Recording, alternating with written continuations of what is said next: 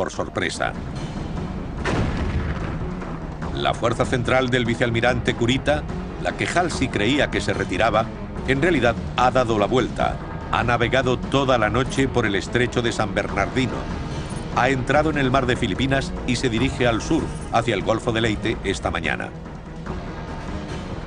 Con Halsey y su tercera flota hundiendo portaaviones más al norte, Kurita llega al Golfo sin encontrar resistencia y avanza hacia las tropas de desembarco norteamericanas. En esta parte del Golfo no hay acorazados de Estados Unidos. Los únicos navíos presentes son varios pequeños portaaviones de escolta, o jeeps, junto con los destructores que los protegen. Con un desplazamiento de 7.800 toneladas, un portaaviones de escolta mide 156 metros de eslora y 20 de manga. Con una velocidad de 19 nudos puede transportar hasta 28 aviones.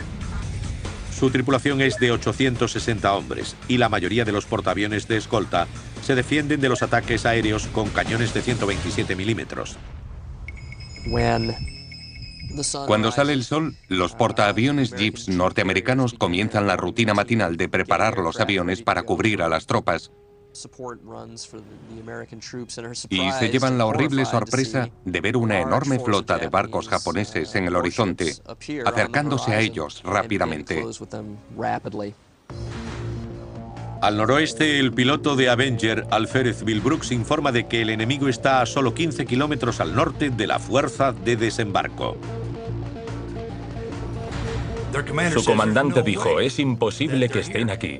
Y el Alfred Brooks contestó, pues sí que están, veo las albóndigas de las banderas. Los acorazados de la séptima flota están demasiado alejados para una ayuda inmediata y los destructores y portaaviones de escolta no tienen la potencia de fuego adecuada. Los superaban en armamento. No había ningún arma mayor que los cañones de 127 milímetros en los barcos norteamericanos de la zona. Por la parte japonesa estaba el acorazado Yamato, que iba armado con cañones de 460 milímetros, los más grandes jamás instalados en un barco. Tenían otro acorazado y numerosos cruceros pesados. Hay una diferencia de proporciones mítica. Pero el capitán de uno de los pequeños destructores decide resistir y emplearse a fondo contra todo pronóstico. El capitán de corbeta Ernest E. Evans, al mando del destructor USS Johnston, ordena cargar contra el enemigo. Dio dos opciones, luchar o luchar. Así que dio media vuelta al barco y fue a atacar la armada japonesa. Fue un acto de valentía casi inimaginable. Estos destructores tienen cañones de 127 milímetros, pero también torpedos, que es el arma que espera usar Evans. Por desgracia, el alcance de los torpedos es de solo 8 kilómetros, la mitad de la distancia hasta la flota japonesa. Estaba a unos 15 kilómetros y tenía que ponerse a 8 para que sus torpedos fueran efectivos, porque solo tenían ese alcance. Evans ordena a su pequeño barco ir a toda máquina hacia la flota japonesa. Sabe que le van a disparar, pero pretende zigzaguear para evitar las andanadas. Si consigue acercarse lo suficiente, puede tener un golpe de suerte. Los demás capitanes toman ejemplo de la intrépida carga de Evans y enseguida otros destructores se unen al ataque. Van a por los japoneses con artillería y torpedos. Van levantando cortinas de humo para ocultar los portaaviones de escolta que van rezagados a 17 o 18 nudos. Los portaaviones de escolta también disparan con sus cañones de 127 milímetros mientras se aprestan a lanzar decenas de aviones y tratan de esquivar los disparos del enemigo. La dotación de los portaaviones de escolta son torpederos Avenger y Wildcats. Los Wildcats son los cazas más antiguos, pero todavía pueden asestar un buen golpe. Los norteamericanos consiguen poner rápidamente en el aire cientos de aviones para hostigar a la flota japonesa.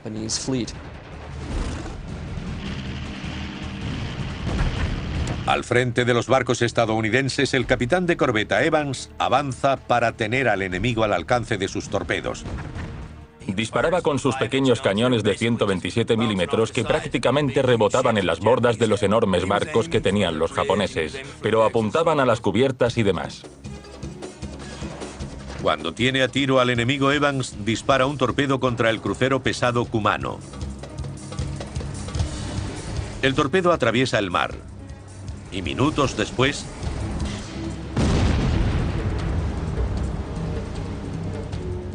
la proa del crucero japonés saltó por los aires. el crucero Suzuya no tarda en detenerse para ayudar al Kumano. Disparó otro torpedo y también alcanzó y hundió ese barco. Bajo un intenso fuego artillero, ataques de torpedos y con cientos de aviones hostigándolos, el almirante Kurita y sus capitanes están desconcertados.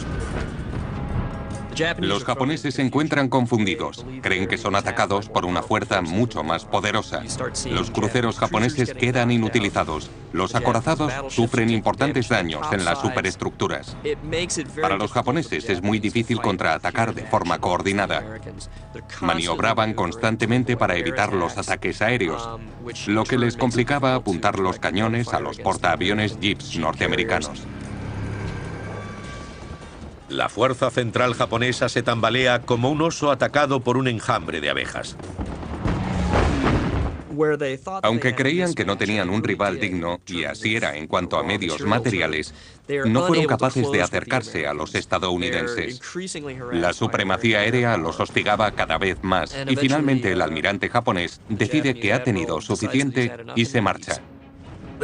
Dijeron al diablo, dieron media vuelta y se largaron de allí. Podían haber hundido los barcos que teníamos allí, pero por alguna razón el almirante ordenó volver a casa. Y eso fue un cambio radical para los norteamericanos. Una liberación repentina que no esperaban conseguir.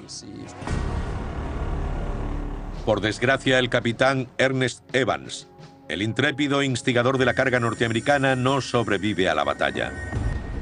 Antes de que se retire la fuerza central, los destructores japoneses se acercan al barco de Evans y lo acribillan con su artillería. El USS Johnston se hunde y nadie vuelve a ver al capitán de corbeta Evans. La batalla del Golfo de Leyte acaba con un desastre absoluto para los japoneses. Sus pérdidas incluyen 4 portaaviones, 3 acorazados, 10 cruceros, 11 destructores y casi 14.000 marineros y aviadores. Las pérdidas norteamericanas, por el contrario, son relativamente bajas. Un portaaviones ligero, 2 portaaviones de escolta, 2 destructores de escolta y 1.500 marineros y aviadores.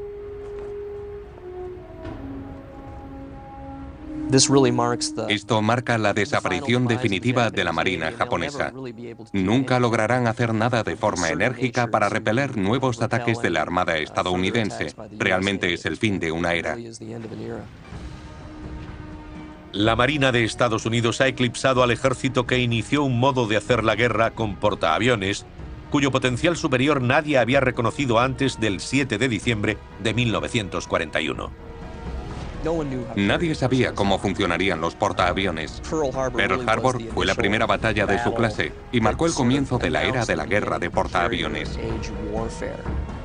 Tras la batalla de Leyte, queda claro que solo hay una armada en el mundo capaz de librar este tipo de guerra, la de Estados Unidos. La batalla del Golfo de Leyte ostenta otro título. Es la mayor confrontación naval de la historia de la humanidad. Una batalla naval de una escala y un tamaño inconcebibles. Y justo en medio está el portaaviones USS Enterprise,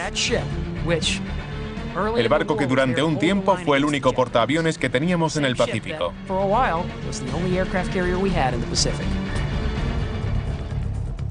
El USS Enterprise es el único portaaviones norteamericano que se ha enfrentado a las 3 fuerzas de ataque japonesas. Para un piloto del Enterprise, la lucha en Leyte dura unos días más que para sus compañeros. El comandante Fred Bakutis, el piloto de Hellcat del Enterprise derribado en el mar de Sulu la mañana del 24, permanece 6 días más a la deriva. En mitad de la noche, Bakutis duerme y se despierta con el sonido de motores diésel. Para él es una experiencia terrible, porque podía ser la flota japonesa, una patrullera enemiga o un destructor japonés. En un instante podía ser subido a bordo como prisionero. Pero resultó ser el USS Hardhead, un submarino norteamericano que venía a rescatarlo. El USS Hardhead trasladará a Bakutis a otro submarino con rumbo a Perth, Australia. Desde allí, Bakutis vuela a Pearl Harbor y finalmente se reúne con su escuadrón. La Armada necesita pilotos de caza como Bakutis. El final de la guerra se aproxima y después de perder su flota de portaaviones, los japoneses deben recurrir a los ataques suicidas desde bases terrestres. Los kamikazes representarán la mayor amenaza de toda la guerra para la Marina de Estados Unidos. Para el Enterprise, los kamikazes, el viento divino, A las tropas. Y se llevan la horrible sorpresa de ver una enorme flota de barcos japoneses en el horizonte, acercándose a ellos rápidamente. Al noroeste, el piloto de Avenger, Alferez Bill Brooks, informa de que el enemigo está a solo 15 kilómetros pequeños portaaviones de escolta, o jeeps, junto con los destructores que los protegen. Con un desplazamiento de 7.800 toneladas, un portaaviones de escolta mide 156 metros de eslora y 20 de manga. Con una velocidad de 19 nudos puede transportar hasta 28. Con Halsey y su tercera flota hundiendo portaaviones más al norte, Kurita llega al Golfo sin encontrar resistencia y avanza hacia las tropas de desembarco norteamericanas. En esta parte del Golfo no hay acorazados de Estados Unidos. Los únicos navíos presentes son varios por sorpresa. La fuerza central del vicealmirante Kurita, la que Halsey creía que se retiraba, en realidad ha dado la vuelta.